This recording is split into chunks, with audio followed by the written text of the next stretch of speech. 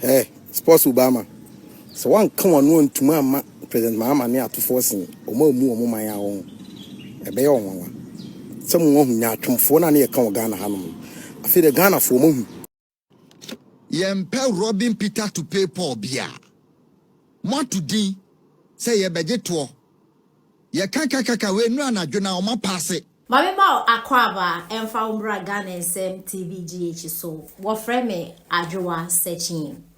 Ebusuafo Saddick Adams a journalist na odini juma ewo Angel FM a ewa Accra. Na enkre ya ebe eko ede ema Saddick Ghana fu bi ebuafu a omo akoma adwende a kire ya asem keto Accra. Omo kire se na oye sport journalist a odini juma kama. Ohun say eye former president Nana Addo Dankwa Akufo-Addo abeye president pe and also dabi major sport journalist abeye politics.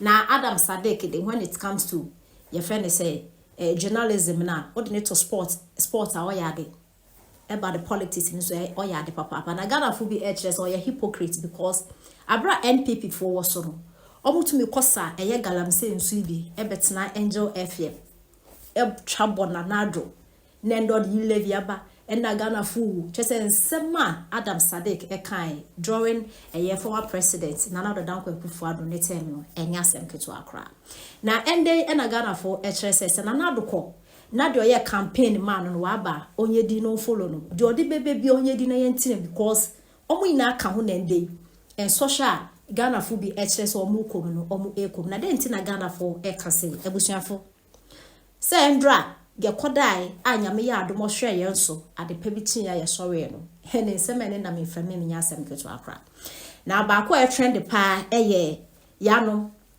ekrorafo majority me chere so omudo omutumi ade na ye so wono wontumi consult obi ansa na omo ayo mo ade even without minority for me chere opposition party NPP for omo parliamentary candidate omo parliament no without omo kra no yano futumi shem rule Endra yanya dan so no mo dwe ho mo kire se omo ba na fiwa prices no wosoro and omo atia dia by 11 cedis and omo ache 5 cedis this omo ache 5 cedis dia omo de 5 cedis ni na be che driver for no metete fe no so amayenga na for pa de kan kewia si yomo ma omo nye da omo be yare so omo kire se 5 cedis no omo de che drivers no just omo yi 1 cedi FM to omo fa 4 cedi 19 day ukobu fuel 1 liter ubetua 1 Ghana cedis a omo atu ni din energy sector levy na ina Ghana fu bi chese baba ja brofo na dia ma na yi levy na wa so dia ba no o purchase NPP fu ba na ye da Dumsor mu na mo kire se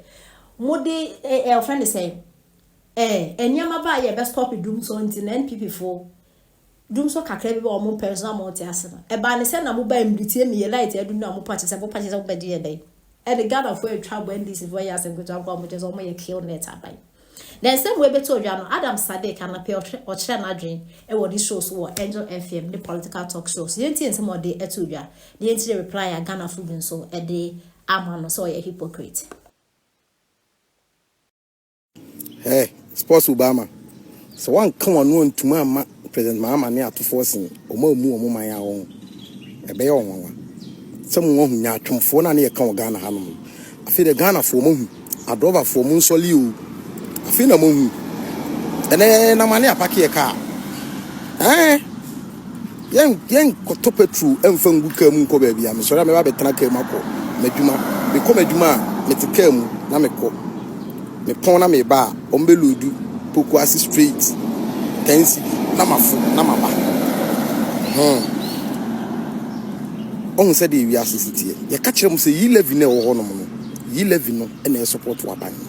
See Pokra dollar coffema and Yama Eba Femno, and almost say introducing new tax. Sports Obama was a day. Sports in an hour. And I say Chinchina would in another need Dr. Mahmoud by maybe co-position into Baba Bay politics. And no more idea, and no more say, and then there was a day. Come on, one tomorrow. Antena many mudia fire be bawso no nyatomfo we ye adwuma de man dis apai kokuatin atitini mo remo employer no we ye adwuma de man dis apai shame on you what better say within 24 hours and adwena oma transia pass because omo majority e wo parliament ojan hyi wonu na wo ka se yenkoto abanti MPs no na nko munya majority in parliament nya de omo be bia he ka wonu tum yempese ye beti se wo ka ho asem biem ade bi ombe ye bia omo na mo so meeting ayo omo ani yi omo dollar abafem mo mani muni man kama enka ho asem nya atomfo wa wo yen sentwire ni wo mawe mu e beti se wo ka ho asem a abra na wo nka in favor of ye levy say ye levy yi free obe ha adwene no ni ye tu wonu asem Ghana ha be dwane wo mawe mu yempe Robin Peter to pay Paul bia mo to din say ye beje to ye kaka we nu anadwo na o ma passe nu ana say omu onipa bebre wo parliament minority for na ankokra na omu wo numbers no betimi dia passe emra bebre o ma passe nu ana said de ya na mo ho hare mo abra mo passe no sika ni use no e wo se ehu ne saa because yentumi so ano mo passe enko yese mo wo numbers intino bibia ba na mo passe o goodwill no honeymoon enche the goodwill no enche yeti wona muka se mu yi to afri ho na mo baaye no so no clearly mu behu energy sector debt ntinka abra na nka mo kan budget na nka mo ka hyem se ye be yi to bi afri ho de ne mo meto bi a e wo se yegege no ye de bi be solve one or two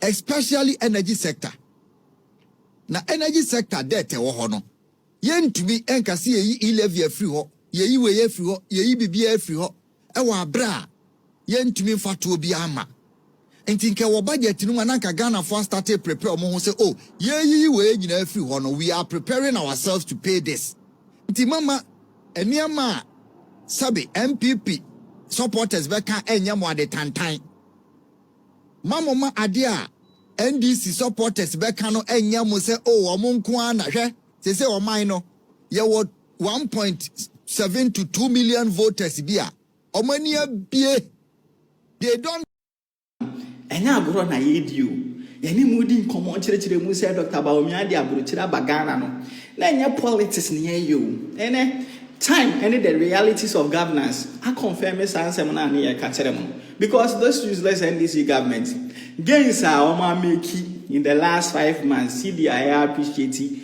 all your eba form any niema bia wo person omo ye bia are anchored in the revolutionary policies programs since share pa Dr. Bawumia introduce ye e wo Ghana system structures are share digital economy our building digitalization our taking the World Cup to make sure say Ghana we are rocking shoulders with developed wars to the extent say and the US to me be share Ghana esua en UK be share Ghana esua en Canada be share Ghana esua en so asem na me ye ka kire mo na the time has confirmed it Dr. Bawumia ka kire mo say Ghana card very important than 200 interchanges no some of you now margin mu eha untimi engineering hwe kan you can analyze situations and issues na mo sere no ene mo hwe ne mahama say ne obi a uni ka bia ne car no is linked to the Ghana card enti amu hia se ebenya physical tool o cause any traffic infraction eno ane say yahu yate afi mobile money mu ana say wo bank account mu sa ne ma we nyina has become possible because of Bawumia. And about me link your Ghana card to your bank account. While link it to your mobile money. While link it to your SNET. While link it to your DVLA driver's license. While link it to everything. The digital footprint of every Ghanaian is solid because of Ejumapa Dr. Bawumia.